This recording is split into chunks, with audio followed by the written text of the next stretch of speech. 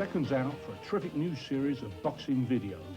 From champions of old to a current heavyweight king, these videos are full of action-packed boxing at its very best. Some of the meanest encounters from boxing history are in this cassette, aptly titled Grudge Fights. Just before World War II, the American Joe Louis fought the hero of Germany for the world heavyweight crown, but there was a lot more at stake than just the title. 10 years later, and Rocky Graziano and Tony Zhao really went to town when they fought for the world middleweight title. Rumour has it they didn't like each other, in or out of the ring. Nearer to home, and here's a punch I'll never forget. When he had recovered, Ali went on to win the world title, and he and his arch-rival Smoking Joe Frazier relived their historic fights, including the thriller in Manila. These are just a few of the tough battles featured in Grudge Fights. In two separate programs, the awesome Mike Tyson compares the style of some of the greatest boxers from past and present. And as a result, both cassettes are fascinating insights into the youngest ever world heavyweight champion. Now this is what you call boxing, what Mr. Fogg is doing. He's coming forward, he's jabbing, he's not going backwards, he's making a fight, because back in these days, if a gentleman were to run and stink the place out, he perhaps wouldn't get paid. For a closer look at some of the best fighters of all time, 5 programs are devoted to individual boxers. Here's Jack Johnson, the first black heavyweight to become world champion. This cassette follows his successful career in the ring and his controversial private life. Jack Dempsey, nicknamed the Manasseh Mauler, whose aggressive style revolutionised boxing and made him a hero of his day. A great video of a true champion. The Brown Bomber, Joe Louis, world champion from 1937 to 1949. This video takes you ringside for the longest reign ever at the top in heavyweight history. The legendary Rocky Marciano, a fighter who has inspired 1 or 2 Hollywood films. This video features the man himself and the real-life drama of a great undefeated champion. The man who shook the world, Muhammad Ali. After Clay backs Liston to the ropes, he verbally challenges the champion, sets him up for the left-right combination that opens a cut under Liston's eye. I must be the greatest. I told the world. I told the God everything. And unless Leon Spinks has got some superhuman effort in him, the new champion, Muhammad Ali. Powerful tribute to a fighter many will always regard as the greatest.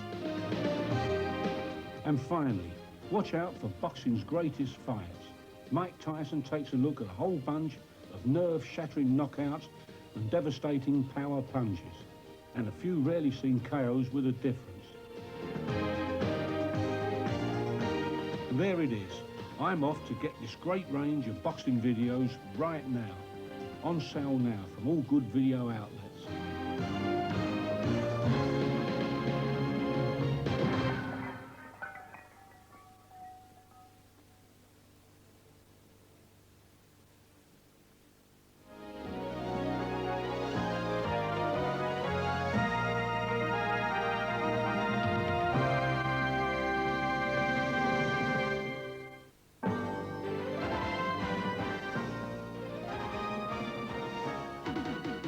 Knockouts, the most punishing, exciting, and memorable moments in the sport of boxing. The controversial knockout, from Jack Johnson's intentional loss to Muhammad Ali's phantom punch. These are the questionable endings that are forever debated, but definitively never answered. You got to remember that everybody looked at him with their eyes. They'll have their opinion, and you can't stop that. That's life. But man, it was controversial. With one punch, this mighty blow can terminate a fight at any given second. It is boxing's shortest period of violence that the likes of Gene Fulmer remember the longest. It's a sensation that I've never had before, and I don't necessarily want it again. The brutal knockout is the most ferocious, vicious, relentless battle of man versus man, as painful to watch as to endure for warriors Ike Williams and Bo Jack. I don't care if you hit me with my chin, Hit me in my stomach, that's your business, but you're gonna pay for it if I can. And symbolic of the most victorious conquest of all, the comeback knockout, when defeat is overcome through heart and determination. A lesson well learned by Billy Kahn. If you know how to fight and everything, you make them fight your fight, you beat them. And I was doing it until a wise guy me got fresh and tried to knock him out. These are just a few of the many triumphant moments in boxing's greatest knockouts.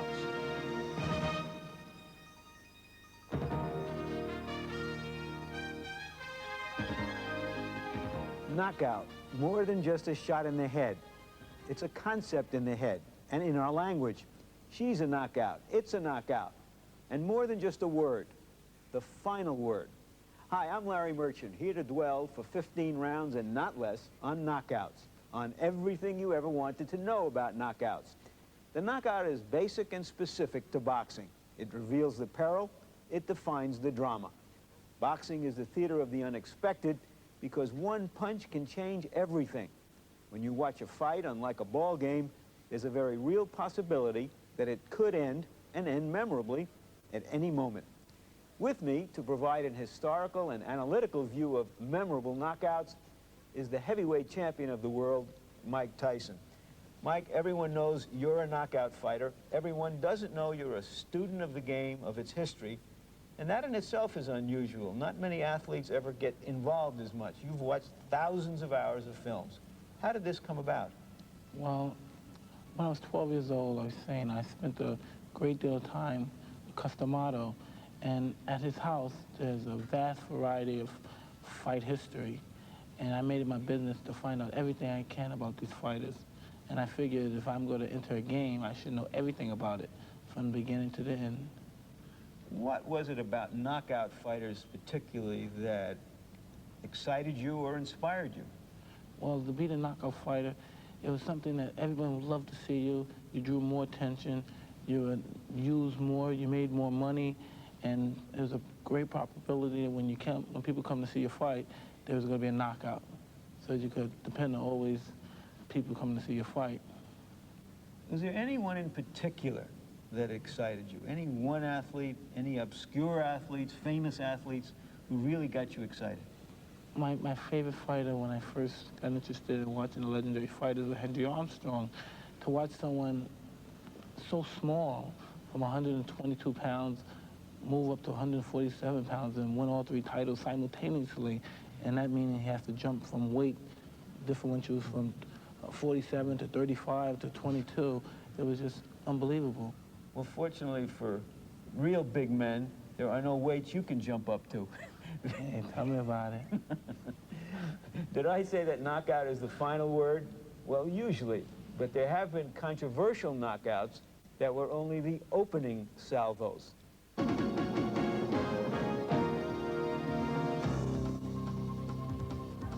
As early as 1900, controversy has surrounded boxing. In this second attempt to ever successfully film a fight in artificial light, featherweight champ Terry McGovern took on one of boxing's earliest and most dominating black fighters, Joe Gans. In the second round, Gans suspiciously went down a total of 5 times, later admitting that he had indeed thrown the fight to satisfy the betting whims of his manager, Al Herford. Boxing had suffered a terrible black eye, and the city of Chicago would not host another title bout for over a decade. There are few featherweight champs who have been as successful as Willie Pep. In 1954, when he fought the much lesser experienced Lulu Perez, Pep had only 6 defeats in 190 fights.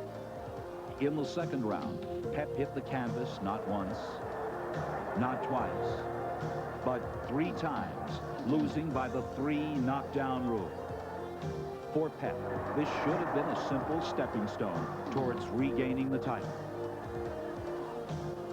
Prior to the first bell, Pep received a warning from the Boxing Commission because of circulating rumors that he had not come to fight. Experts felt that Pep should have easily won. Nonetheless, this great featherweight was never allowed to fight in New York again.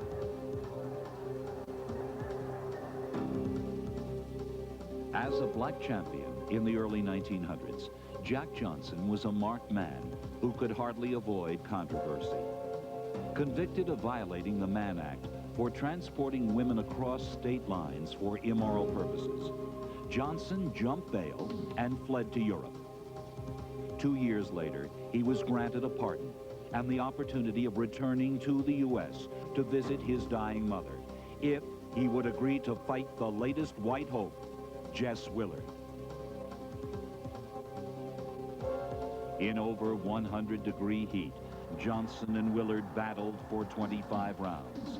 In the 26th round, the controversy unraveled as the first black heavyweight champion was counted out.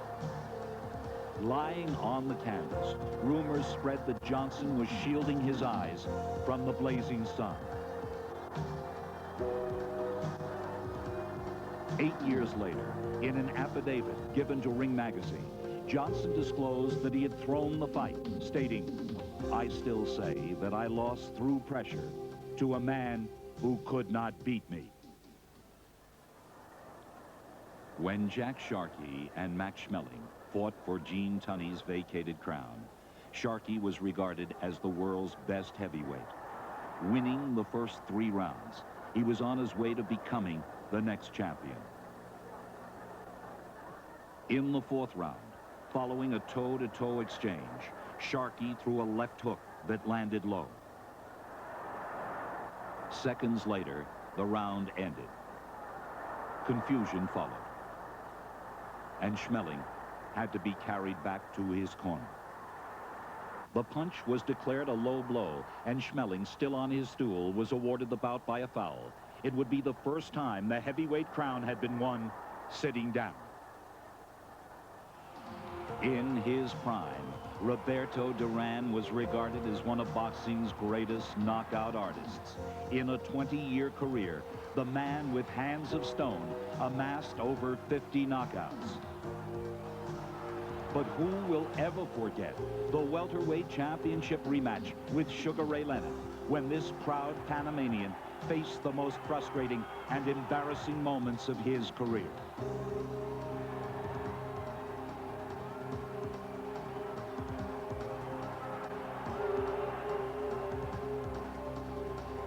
In the 8th round, the macho Duran shockingly turned his back and spoke the now famous words, "No mas, no mas." Leonard was awarded the crown by technical knockout, and fight fans would question forever the motives of this great warrior. Controversy, dynamite. I love it because it creates interest. People want to see some more. So that's great for boxing. I love it. Sonny Liston was hitting guys with jabs and knocking his teeth out. He was the biggest, the toughest, the meanest fighter out there. And he was fighting this little kid who had a gift of gab, who bounced around pretty good. And, you know, people didn't give him a shot. The little kid with the gift of gab was Cassius Clay, a 10-to-1 underdog when he fought Sonny Liston for the heavyweight crown.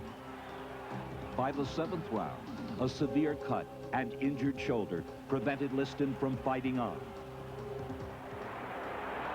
I don't have a mark on my face, and I upset Sonny Liston, and I just turned 22 years old. I must be the greatest. Thus marked the beginning of one of boxing's greatest champions and controversies. The controversy created the other match. Something wasn't supposed to be. We had to find a town that could house it. And lo and behold, we found Lewiston, Maine. And what the heck, I'll tell you one thing, the lobsters were great there. Yet days before the rematch, the conditions were anything but ideal. Malcolm X had just been assassinated, and people were wondering now if Muhammad would be assassinated, because at the time, as I remember, he was known as Cassius X. And on Saturday before the fight, Liston had his last workout, and he looked awful. He was going to jump rope, and he couldn't jump rope. He got his feet tangled in the rope all the time. And we said, this guy's going to fight for the title? With so much controversy going on at that second fight, I paid no attention to nothing. We had Walcott, you know, greatest guy alive, was the referee, solid citizen. So everything was there. Not there was experience. This would be the first and last heavyweight title fight. Walcott would referee. Well, first at the top of the belt, we went to the guy and showed the guy, hey, I'm the boss. But if you noticed, if you look at the film, he slid away from the guy. He didn't go straight at the guy. This is the thing you don't do. You don't meet force on force.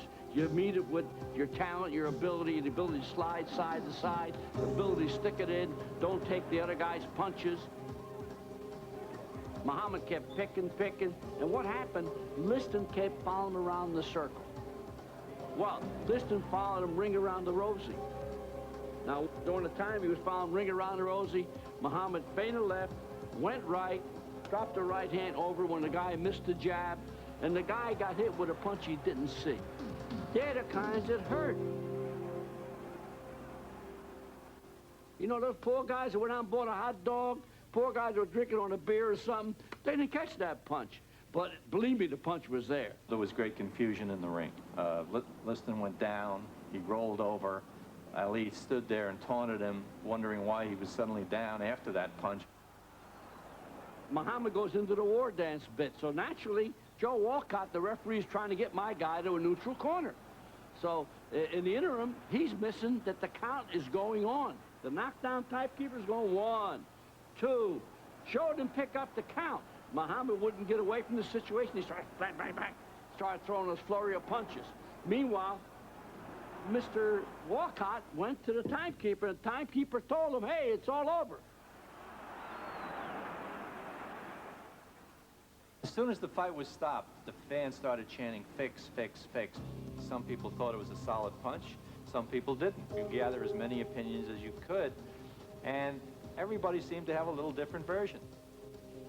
If he did fix that fight, or was paid to fall down, let's say, he took that secret with him to his grave, because I saw him 2 years later in Las Vegas. I asked him, you know, people still talk about the Lewiston fight, and what is your version of it now, 2 years later? And this is what he said. He said, it wasn't that hard a punch, but it partially caught me off balance.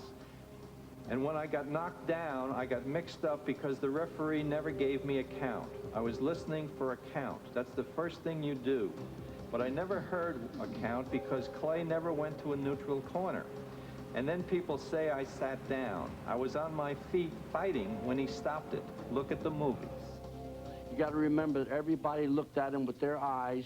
They'll have their opinion, and you can't stop that. That's life. But man, it was controversial. But Muhammad, look at all the other controversies created. We've had a ball with Muhammad Ali.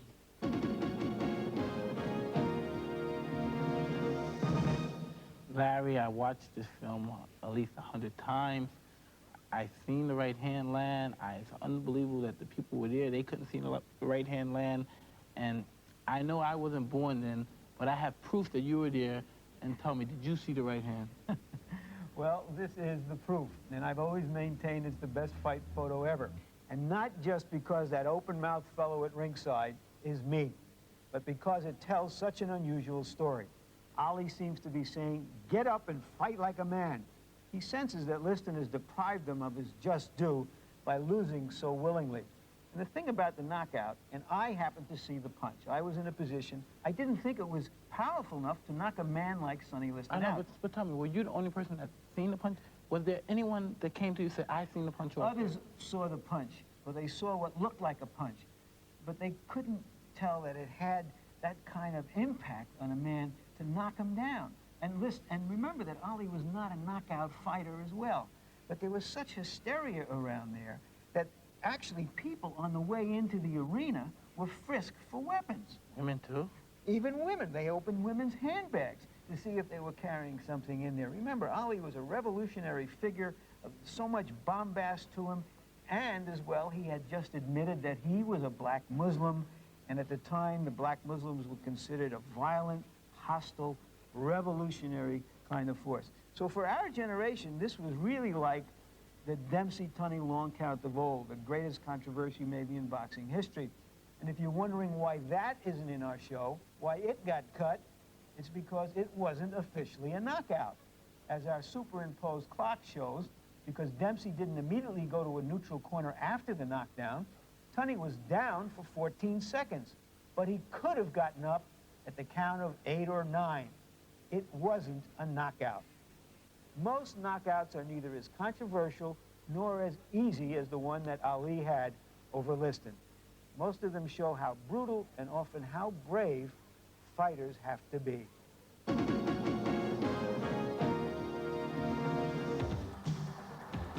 Two men, fueled by instinct, fighting for their very existence.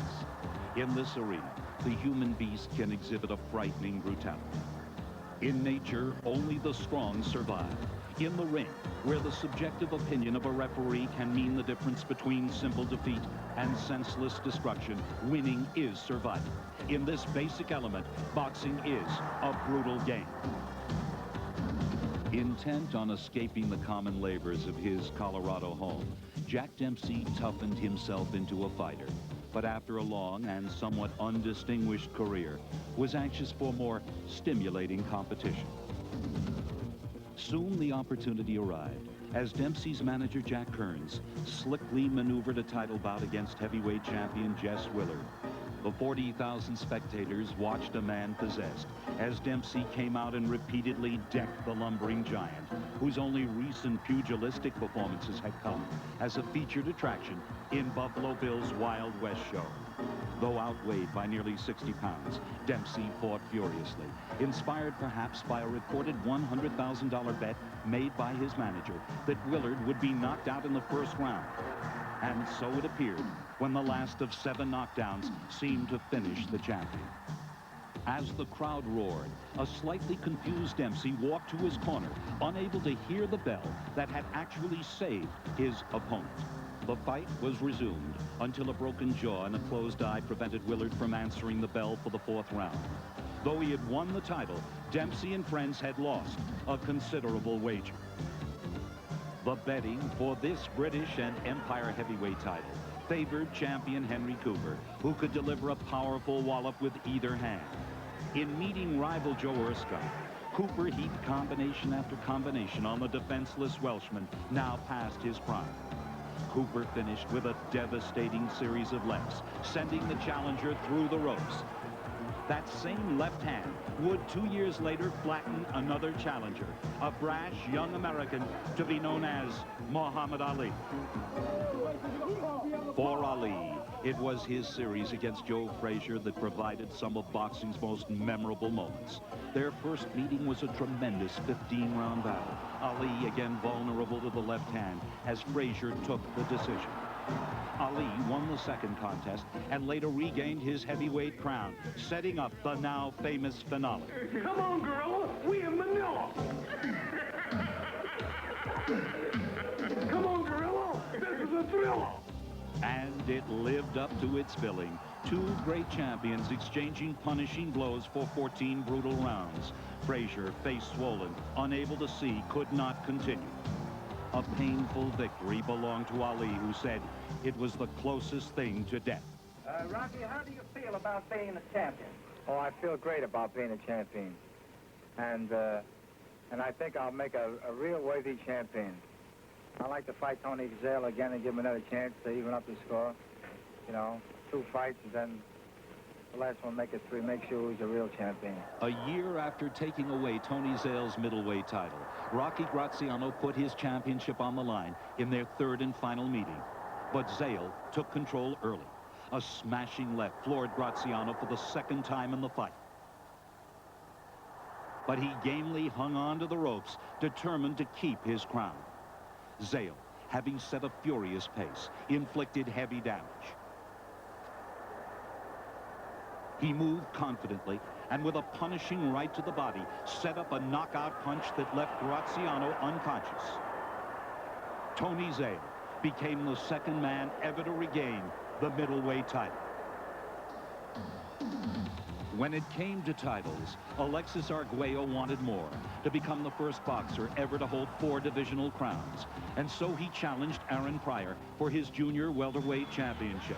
But this champion would not easily relinquish a title he had defended 6 times. The Nicaraguan challenger hit the mark, getting in one furious right hand. But it was too late, as Pryor cornered his opponent, unleashing a painful barrage of blows. For Arguello, the dream of another crown ended in a brutal fantasy.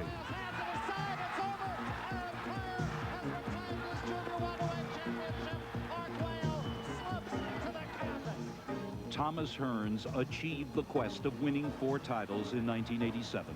But before that dream would come true, he had to face a terrifying vision, marvelous Marvin Hagler. A torrid pace was set from the opening bell, both warriors launching tremendous assaults.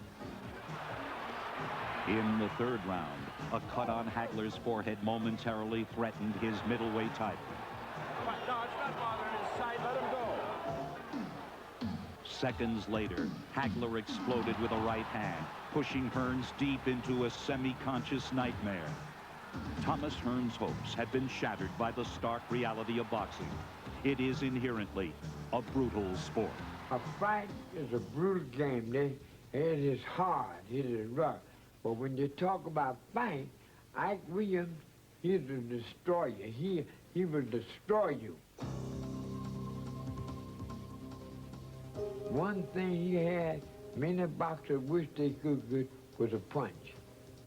And I'm the kind of man can tell you he got it. The former 2-time champion was attempting to recapture a 3rd lightweight title with his crude, relentless attack. Bojack knew one style of fighting, to come at you throwing everything. He started in the 1st round, and he fought for 15 rounds that way. To come at you, he didn't, Bo never did a final punch of boxing. He never studied like Sugar Ray Robinson or Joe Louis. I would throw punches at all times. And they were just wondering how could I get through with this all the time. From the 1st minute to the 3rd one, I could fight every minute of the round because I put my body in shape to do it. I trained very hard. I was in very good condition before Bojack. The lightweight title, I love the title. I guess next to my kids, I love the title more than anything else. Battling to keep his precious title, Ike was wary of Bojack's powerful weapon. The bowler punch was his favorite punch, I mean. He wanted to get there with the left jabs and to throw the bowler punch, I mean. And the other punches were the left hooks and the right cross. The bowler punch was his main punch, I mean. And actually, both through the bowler punch, he looked too much. He made too much of a show out of it. He wanted people to see it, I mean. Both very spectacular. He was this way. He'd come in and moving like this, throw the left jab, another left jab, combinate a right hand, another left jab, right hand, nothing, and I done the same. While trading continuous blows, a grazing uppercut broke Ike's tooth, calling for drastic action. And I was desperate. I mean, I had a perfect set of teeth, and I started at 1. I still have all my teeth. I started at 1 that he knocked out, you know? But I did what anyone was doing. I tried to finish both. I tried to knock him out. Champion Williams threw everything into the attack, unloading a furious flurry of hands and fists on his stalwart opponent. They were like this, like this. It was straight, so, you know, you can't get by. It took me too much time to do this and do this when these straight punches was coming all the time. When you get hit with a straight punch and everything is on it, you are a hurt man or knocked out. I thought the referee should have started the fight. I turned around and I said, Jesus Christ, you know what I mean? You know, like, what you want to do, to kill the man? I'm a fighter. I'm not going to say no to any fighter. If you want to fight me, you fight me. I'm not going to back up. I'm not going to run. You have to kill me right where you got me. I'm in there to fight. And I don't judge no fight on any fighter. I pick a man, I stick with him. And Ike Williams is a great champion, and another old piece of champion telling you he was great.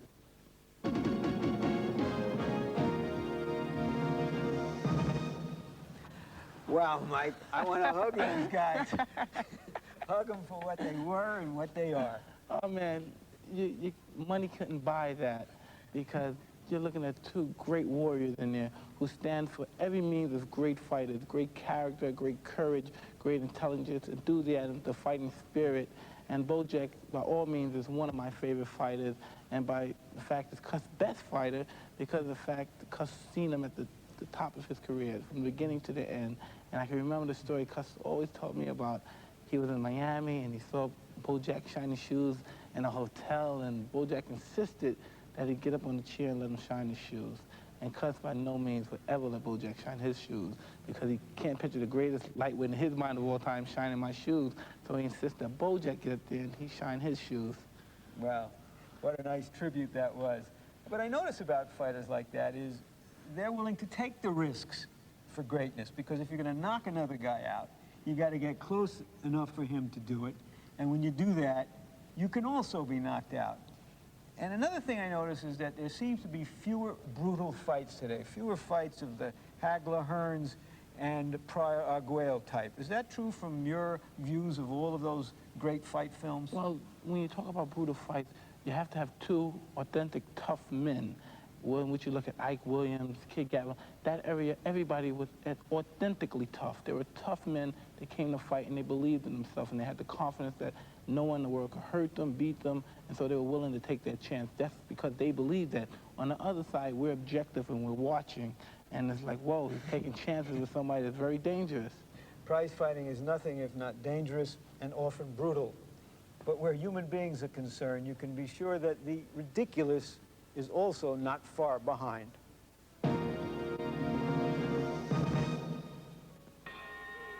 There's little room for fun in the boxing ring, with exceptions like this one, in which referee Dean Martin and challenger Jerry Lewis team up against heavyweight champ Rocky Marciano. It's all for fun, but occasionally the real fight game provides a few choice moments that can only be appreciated with a sense of humor. 12 years into his official retirement, Jack Dempsey found himself back in the ring as referee when a disagreeable professional wrestler named Cowboy Luttrell took a swipe at Ref Dempsey. The former heavyweight champ numbed him with a shot to the chin. That incident set up this silly duel in which the 45-year-old Dempsey revived his once awesome boxing skills, battering his opponent around the ring, repeatedly knocking him to the canvas. But the stubborn Cowboy refused to stay down. Dempsey's only recourse to knock him out of the ring, putting an end to the feud and the absurd contest. The role of referee seemed somewhat more demanding in the early 1900s when Mexican Joe Rivers challenged then lightweight champion Ad Walgast. The champ had defended his title in 4 bouts over 2 years, each time accompanied by Jack Walsh, a friend and Walgast's own personal referee. But in the 9th round, this somewhat sublime relationship turned ridiculous when, after having pounded Rivers to the canvas, Walgast falls, nearly knocking himself out. Incredibly, it's his friend, referee Walsh, who helps Walgast to his feet, securing another title defense. The referee in this bout provided surprisingly little interference when German middleweight Peter Mueller tried to recapture the title he had lost to rival Hans Stretz. In this rematch, Mueller threw such wild punches that a stray fist mistakenly flattened the referee. When ring officials climbed through the ropes to halt the contest, he tore into them as well. Ironically, Mueller lost on a technicality because his cornermen had entered the ring too soon. In another bizarre contest, challenger Stanley Ketchel, made to look heavier than his middleweight size, secured a deal to go a full 20 rounds with the great heavyweight Jack Johnson. Johnson scored solidly throughout the bout, but when Ketchel slipped in a few heavy body shots, Johnson decided to cut the deal short. After being decked by the challenger in the 12th, the champion arose with a smile and proceeded to launch a furious attack, shooting a right hand with such force it left the middleweight a mouthful of broken shards, as Johnson casually brushed off a pair of teeth that had embedded in his glove. Said the champion afterward, "He crossed me and I made him pay for it." After knocking each other silly for 10 rounds, these fighters were too exhausted to enjoy the hilarity of this moment. Each man makes and takes one last punch. Lights out as they tumble arm in arm to the canvas.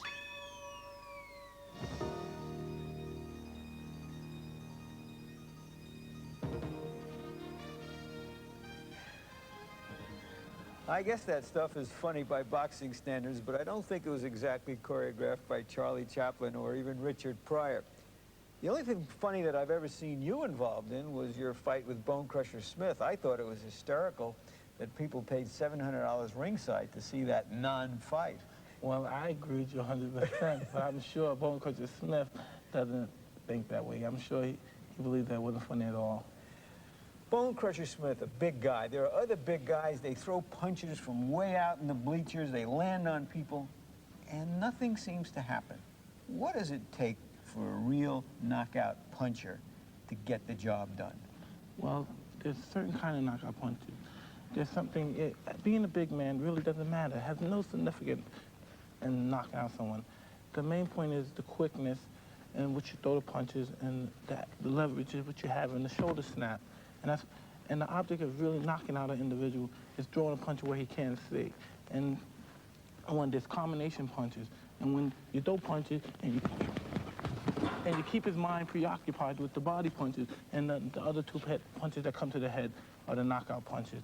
And then again, there's one-punch knockout punches, which they throw one punch to the body, boom, boom, and then the other punch to the head, which again, the opponent's mind is so preoccupied on the one punch, which rattles him just a little bit, and that's when the other punch comes in. Now, what I see in what you're saying is one, getting the shoulder in. A lot of fighters are arm punches. And secondly, the quickness so that the opponent doesn't see the punch, and that's what knocks him out. He's not prepared for it. Absolutely. Let's take a look then at some of the great one-punch knockouts of story and song in boxing history.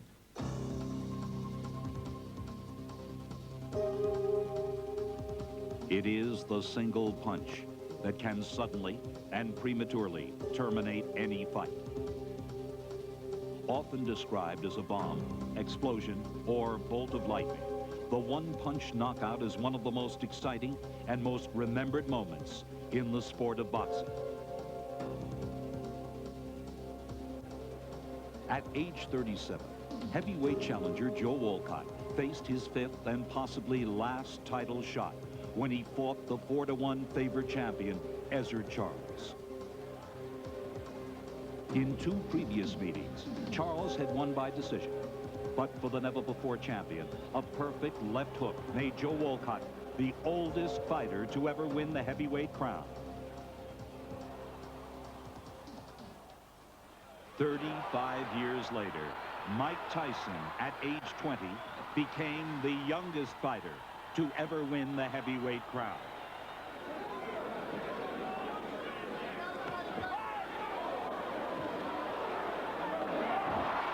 That was a right to the body and an uppercut to the head, and Burbick is down. With one punch, WBC champion Trevor Burbick was knocked down more times than he had ever been knocked out. It's over. That's all, and we have a new era in boxing. A rematch would not be necessary, but one that would be was between Ingemar Johansson and the heavyweight he had taken the title from 90 days earlier, Floyd Patterson. In their previous fight, Patterson suffered a total of 7 knockdowns. The outcome of this rematch would be different. Standing more upright than usual, Patterson dropped the champion with a 5th-round left hook. His left foot twitching, Johansson lay unconscious as Patterson became the first heavyweight to regain the title.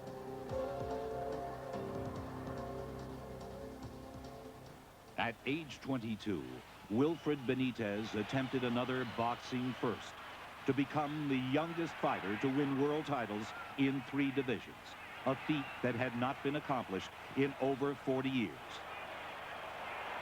With one punch, boxing's history was rewritten when Benitez landed a perfect thunderous right to the jaw of junior middleweight champ Maurice Hope.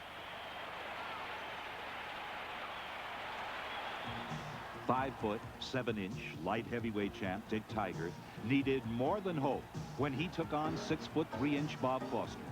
To this day, it is the largest height differential in title fight history. In the fourth round, the legendary Tiger suffered the first knockout in his professional career.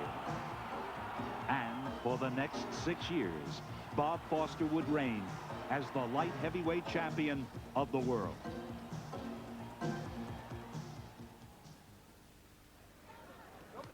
In his prime, this welterweight, called the Cobra, was considered to be boxing's best pound-for-pound fighter.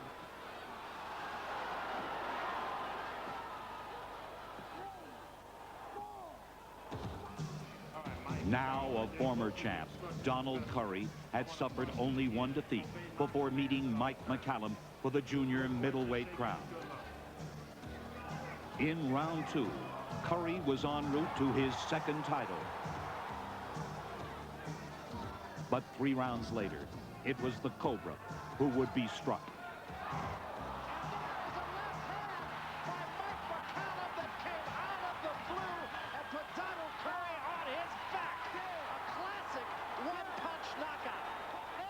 It just goes to show that even Tigers and Cobras can fall victim to a single punch. In boxing, 1 minute you can be a champion, and in 1 second, this can all change with one punch.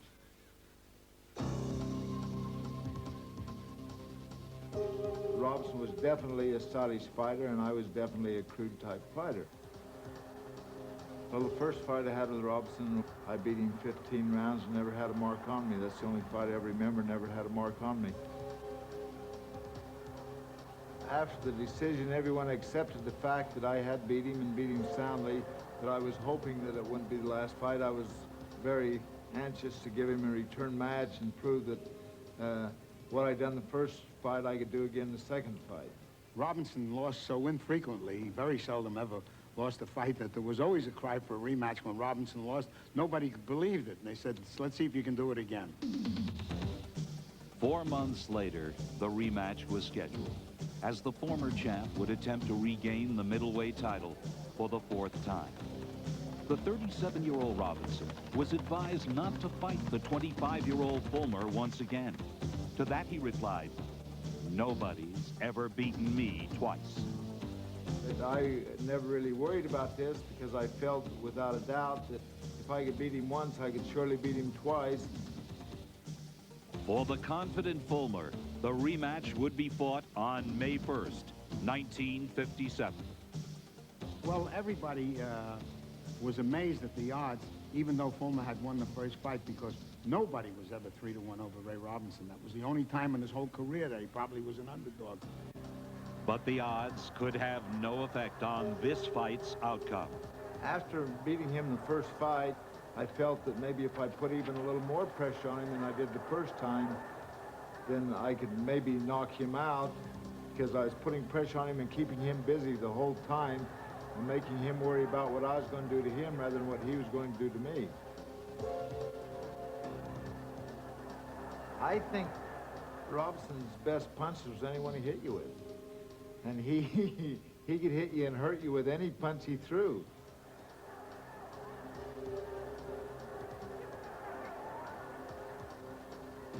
The first 4 rounds, I was putting more pressure on him, and he seemed to be willing, and everything seemed to be working according to the plan that we had scheduled, which probably gave me a little false security that everything was going right, and I was putting a little more pressure on him and maybe getting a little reckless in doing what I was doing. This recklessness had the manager in his corner quite concerned. He was swinging as hard as he could swing, but when he was swinging, he was coming out with his chin open. And I cautioned him every time. I say, "Gene, it's okay to swing, but keep that one hand up if you're going to swing. Keep one hand anyway up. Don't have both hands down." The 5th round, the bell rang. They both come out to the center of the ring, start fighting. You could tell that Robinson figured that was his round. This is the round he's going to go at. He was definitely trying to get one shot in there. He was trying to set up Gene so he'd get one shot. about midway in the 5th round, I wasn't watching my hands quite as well as I was. I moved in with my right hand about 6 inches lower than what it should have been, and he slipped a left hook right over the top of it and caught me right on the chin, and then all at once the lights went out. This was the first time I'd ever been knocked down or knocked dizzy in any form. I had no idea what it was supposed to feel like, and I can't tell you now what it felt like even. At the time of the punch, I was seated in the working press.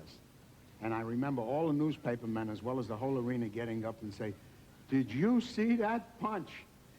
That was perfect." And it was. It was the perfect punch. That's the painless way to go, because I never felt a thing and I didn't know what had happened at all until I stood up in the end of the round and the Robinson was over in the corner jumping up and down, and I thought that he's in marvelous condition for this late round. How come he's doing exercise between rounds? And my manager crawled in. I said, "What happened?" He said, "They counted 10. And I knew that it had to be on me because I hadn't heard any of it. And it was a crazy feeling, but it was over.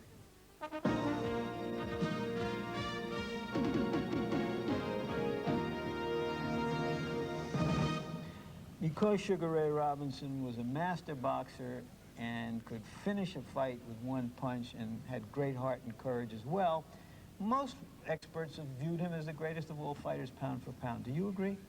Well, as being one of the greatest, I agree, but to be number one, I think that right only belongs to Muhammad Ali. That surprises me a little, Mike. First of all, because you're a slugger. It's sort of like Billy Crystal saying Arnold Schwarzenegger is the funniest guy he knows. Why Muhammad Ali? Because of reasons of he's 70 pounds heavier than Sugar Ray Robinson. Yeah. Much faster than Sugar Ray Robinson. Faster. And also a masterful boxer that has everything that goes along with being a great champion, besides the punch, the courage, the character, and all-around technical ring gentlemanship. And just from that point of view, you have to rank him among the greatest. And if he has you hurt, he will finish you. Have you ever thought of what it would be like for Mike Tyson to go against Muhammad Ali?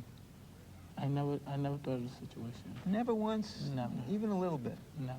Because in my mind, I believe I'm the greatest fighter in the world. And I can't relate to nothing unless it's reality. If there's something about, if it could ever happen, if Ali was around now, then I could relate more so. But as far as me dwelling to the past, how I would have done with Ali, then you have to take Ali when he's 20 and put me when I'm 20, then we'll be evenly matched, and then let us fight each other. Sounds like you think you might have come out okay. Of all the knockouts, one-punch knockouts, brutal knockouts, the comeback knockout is often the most dramatic. A triumphant climax to a lost cause. What a story. Or to paraphrase Yogi Berra, you're not out until they count you out.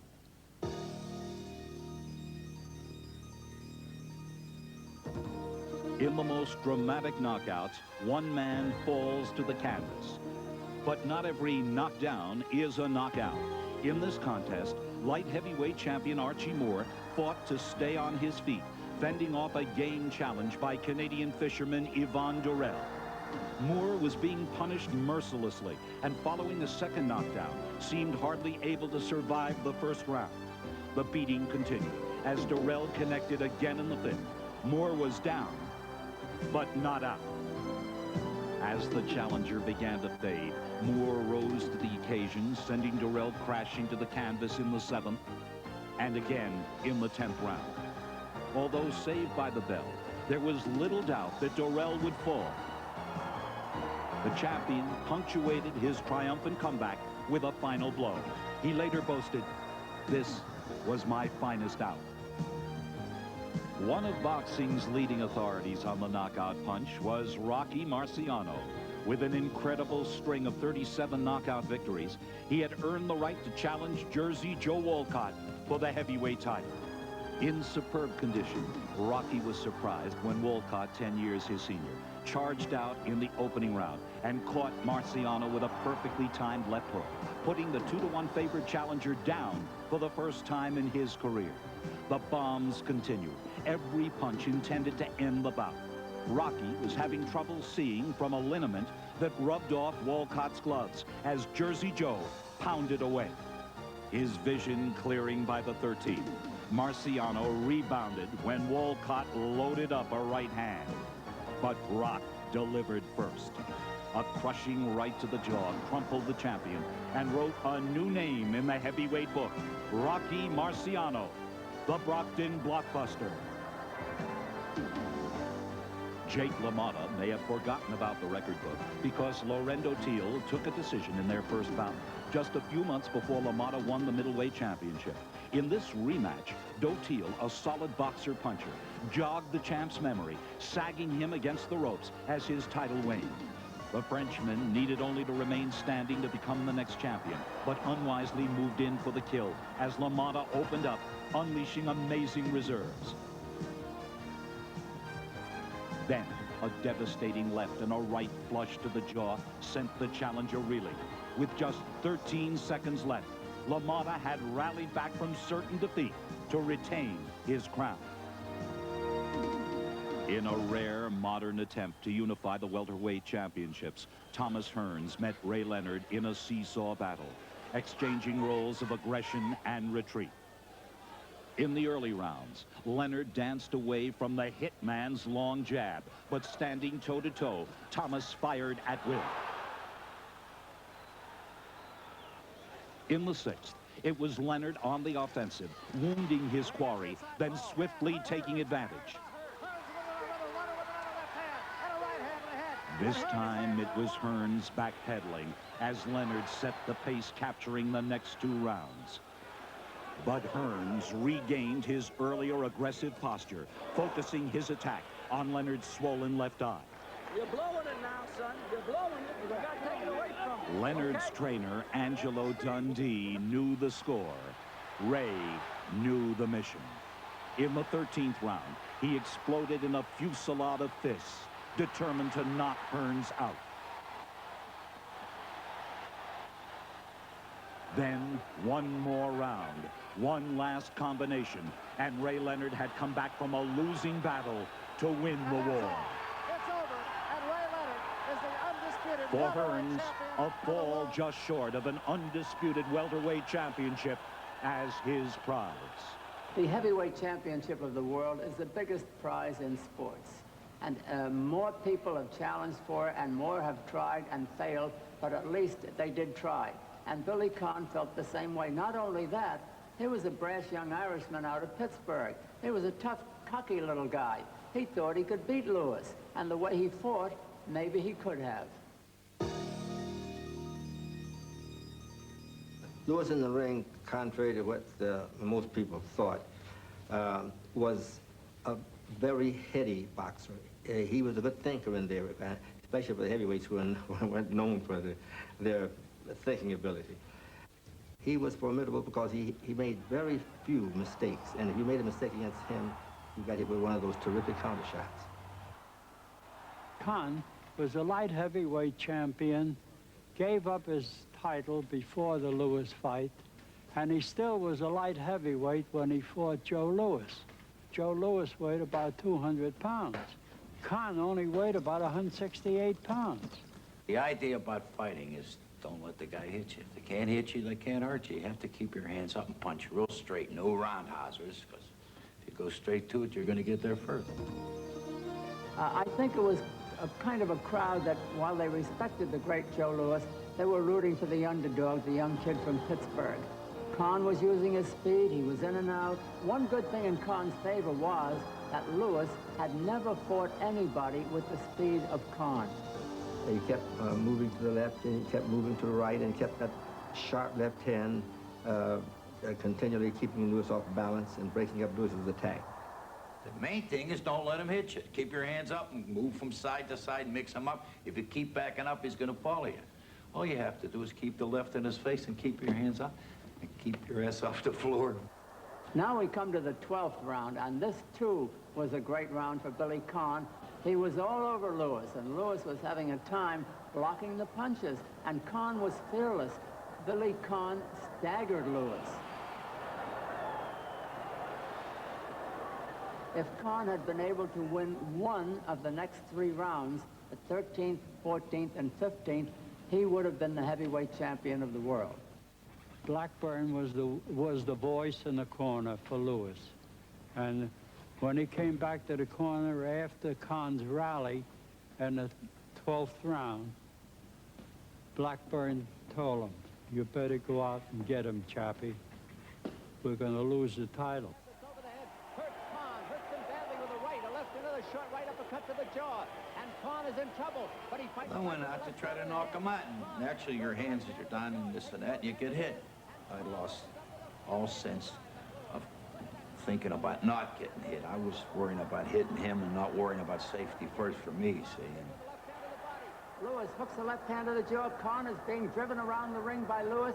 He is badly hurt, but he won't go down. Khan is staggering. Lewis hooks a left to the jaw, a right hand to the jaw, another left to the jaw by Lewis, a crushing right to the jaw, and Khan slowly goes to the canvas.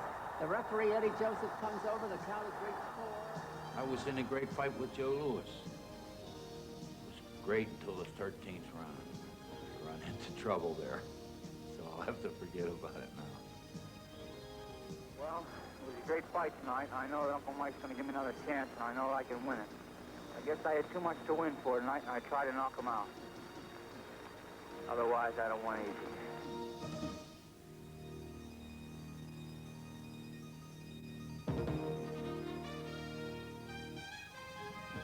Comebacks, just like in the movies. Mike, all the great fighters had sensational comeback victories that they're remembered for. Do you envision that happening to you someday? Of course, because coming back from the brink of destruction always shows greatness. And I believe I'm a great fighter, and I look forward to being put in that category one day as I improve my longevity. And as far as great fighters like Lewis, Billy Conn, and Willie Pep all coming back from the brink of destruction, I believe all great fighters, mostly in the twilight of their career, find themselves in a disastrous situation, and when they call for all their resources and pull themselves together and come back victorious. And that's the marking of a great fighter. What was your favorite knockout of all time? My favorite knockout I have to recall is Jersey Joe Walcott when he was knocked out by Joe Louis in the 11th round. My reason, because a year previous, they fought and Walcott gave him a beat and outboxed him, outsmarted him. And at the end of the fight, they gave the decision to Joe Louis, which a lot of people felt was being justified with wrongly. So they fought again. And the same thing was about to happen. Louis on the verge of being stopped and came back, put everything together from Louis in 1939 and rallied back to stop Walcott. Well, my favorite knockout may surprise you because I like to give some credit to contemporary fighters. Yeah, I know you do. I know you do. Even you. Disagree with. But I want to give credit to someone who had a knockout that was emotionally very appealing and satisfying to me, and that was not a knockout fighter. It was Larry Holmes when he beat Jerry Cooney. Holmes had been a terrific pro, he had been a dominant champion, and Jerry Cooney really hadn't earned his way there. He had sort of been hyped there and maneuvered there, even though he was a talented young fighter at the time. And when Holmes stopped him, to me, it was a vindication that the professional came through and beat the guy who hadn't really proved himself as a professional yet. Who was your favorite knockout fighter? Once again, I must say, Joe Louis. The reason is because accurate, counter-punching, precise decision. There was no one like him. He hit you at the right places, placed every one of his punches. He even did funny things sometimes when he hit you. He did 360s. You bounced off the canvas at least a foot. You're going out the ring. You just don't move. You quiver. And it was just something amazing to see. Of course I love Joe Louis, and Sugar Ray Robinson was a hero of mine when I was a kid with those dramatic wins. But I want to give credit again to some contemporary fighters. Yes, I know you do. Wilfredo Gomez, great bantamweight. Roberto Duran as a lightweight and a welterweight. Marvin Hagler. Tommy Hearns knocked guys out from the welterweight division all the way up to the light heavyweight division. And someday, you too, as a heavyweight, may be in the footage side of this show and not just sitting there in the chair. Well, believe me, I'll be looking forward to that day. So this show now has gone the distance, but we do hope it's been a knockout for you. On behalf of Mike Tyson and HBO Sports, I'm Larry Merchant.